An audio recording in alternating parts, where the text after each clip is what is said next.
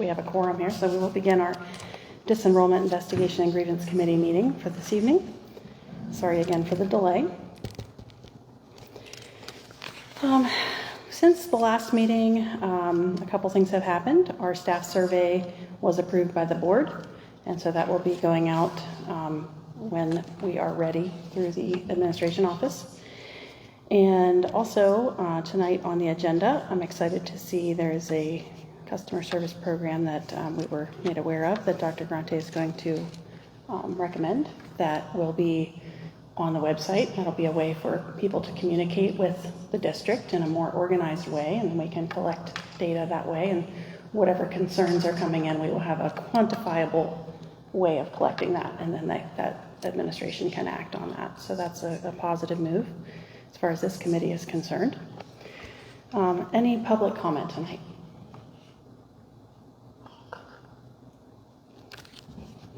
Okay, very good. Okay, so first item is to approve the committee minutes from the 5th of May. Do I have a motion to approve the minutes? I approve.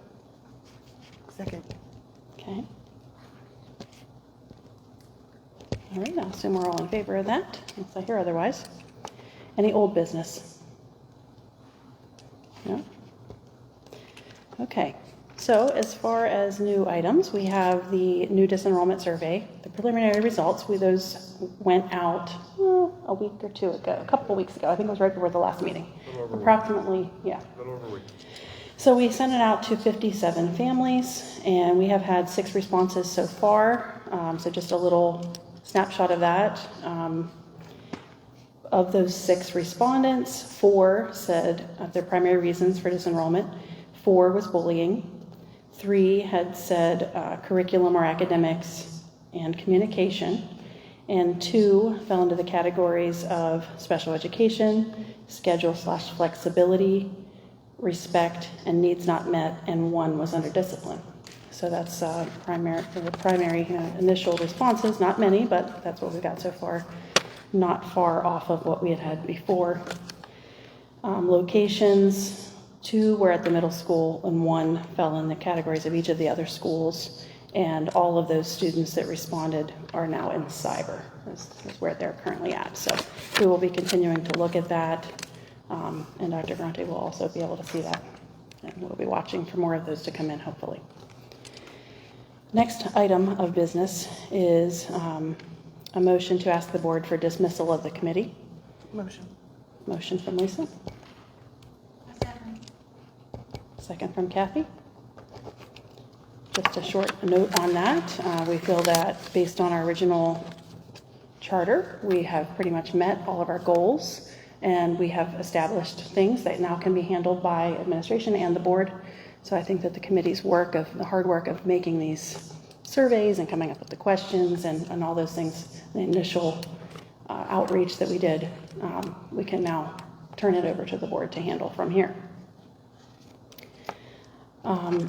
Do I have any committee member comments? I'm assuming we're all voting in the affirmative. I didn't hear any negatives on that. I'm sorry, I didn't ask. Okay, any comments from anybody? Thank you. Go ahead.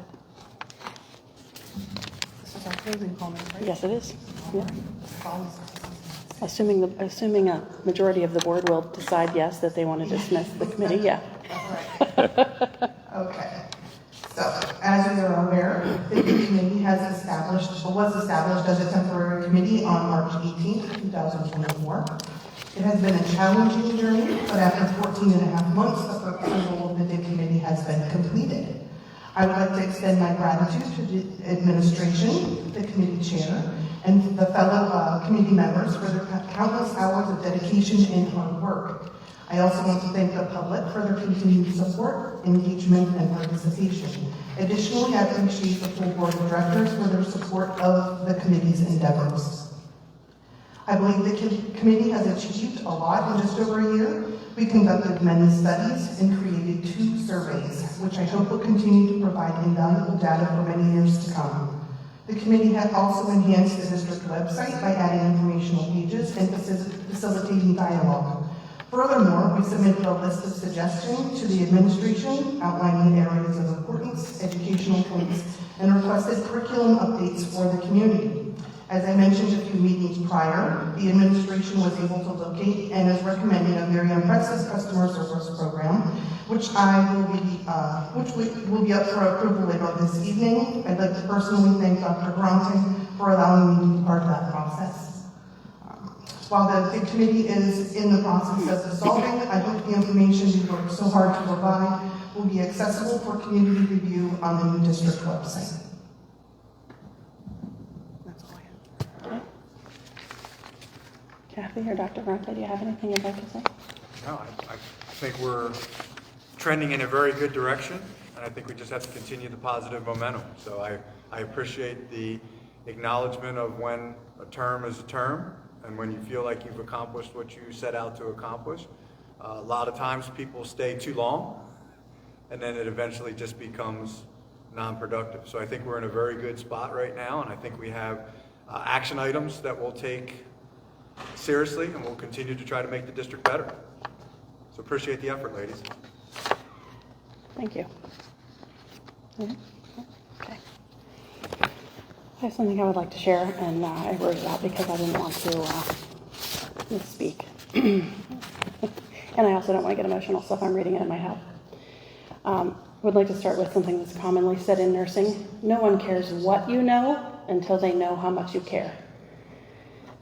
Why did I initiate the Operation Lost Sheep Committee, now known as the Disenrollment Investigation and Grievance Committee? Many reasons. An old friend of mine had inquired what the board members running for seats on the school board intended to do about these rising cyber costs. I knew the cost was high, which was a concern to our taxpayers, but this trend should also concern us for many other reasons. For example, we currently have 237 students in outside cyber, but at that time there were only 167 students.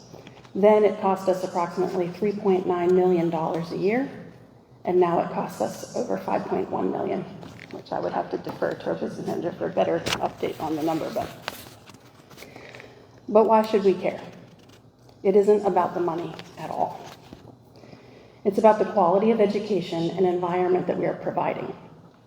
If we're providing the best education and everyone gets perfect scores on the PSSAs, yet the kids don't want to come to school because they're getting picked on every day, we're failing.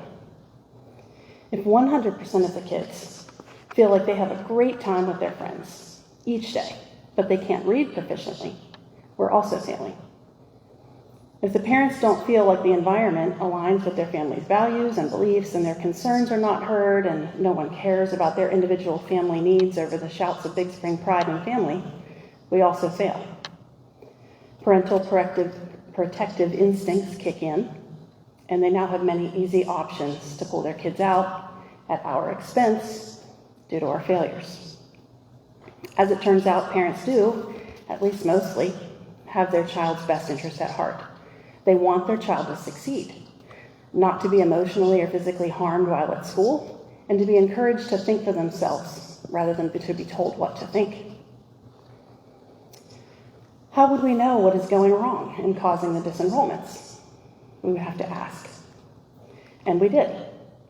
Some families took the time to share what went wrong for them. Some people tried to turn it into a little bit of a circus when they got those answers, but that does not change the facts. And your political affiliation shouldn't impact your concern for kids getting a good education. Shouldn't everyone want to know why parents leave our school? Shouldn't everyone want parents to know how to report issues before they balloon into irreconcilable differences? Shouldn't everyone want our board and administration to take these concerns seriously and look for solutions? I certainly did. And that's why we invested many hours into this committee. We will now be continually monitoring the reasons why families are disenrolling. We also will have a customer service system in place to quantify these concerns and requests, providing data indicating needs.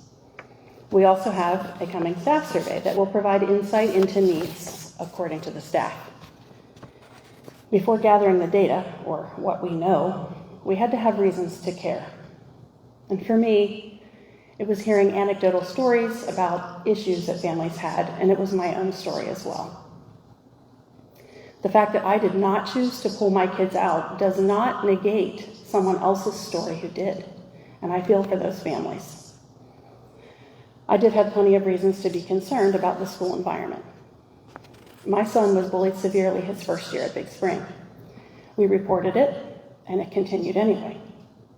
We were given excuses about the bully's home circumstances, rendering the professionals unable to stop the continuous assaults on our son. The next year, he and his friends got encircled by a group of girls at recess for a kick session daily. I bit my tongue and watched the bruises on his shins.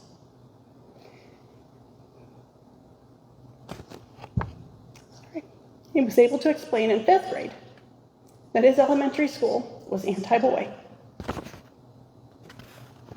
and that those girls would never get in trouble, but only the boys if they got out of line. I'm sorry. This is why I wrote it out, so I wouldn't do this, but I did anyway. We just went through graduation, so I'm so happy for him that he was able to graduate 7th in his class, despite these things. Okay. Eventually, my son adjusted, or at least he quit complaining to me about it. I think he's very happy to be finally free after graduation. My children heard many teachers advising students to take experimental vaccines if they wanted to return to school normally, but not to worry if those experimental vaccines cause reproductive harm because the world is overpopulated anyway. And our country is systemically racist, as well as being presented some questionable facts and charts on race. They watched an MSNBC video and a TED Talk not listed in the board-approved curriculum, but buried in a file that was researched under an assessment that declared Republicans to be the cause of LGBTQ kids harming themselves, and a casual listing of facts according to the Democratic Party platform. They learned about and did projects on the UN sustainability goals with a certain political viewpoint. They know the political affiliations of many of their teachers. They were subjected to mandatory class participation in a certain religion's prayer and religious practice. They were careful about which gym classes they took in high school to avoid the one where they would learn about 72 genders. These are facts. It is untrue. It is not. It happened to my children, but thank you for saying that. Thank you. These are facts. Facts that are good reasons to look beyond a baseless pride and take a look at the ways we can improve the educational experience for everyone. Why? Because not every kid is strong enough to put up with the continual bullying. Because not every family can pull their kid out to cyber, private or homeschool, and not everyone wants to. Because our Constitution and laws provide for protections from these things. It's our job, everyone's job, staff, administration, parents, community, everyone, to ensure that we're providing a good, free public education. It impacts not just my kid, but your kid. And not just our kids, but our whole community and our community's future. If we fear seeking ways to improve for the fear of admitting that something needs improved, we really all lose. The stakes are high. That's why I'm here.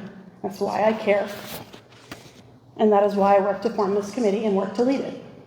And that is why I sacrifice countless hours to this school and community on this board, because I care. Not because I can't find anything better or more lucrative to do with my time, but because each child deserves our very best.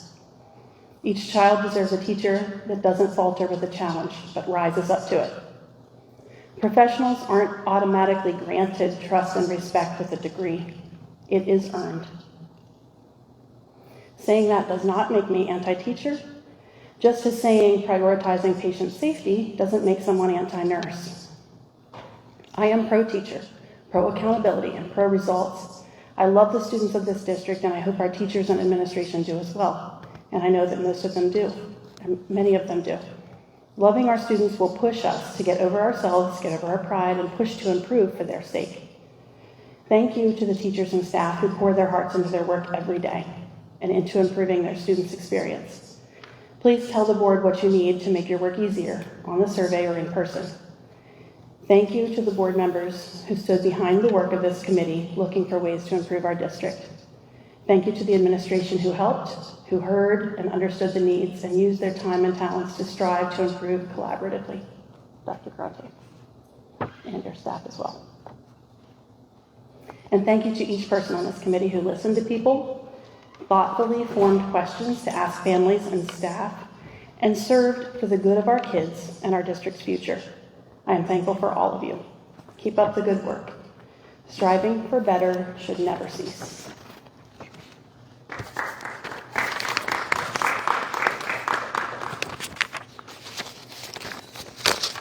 Do I have a motion to adjourn? Motion.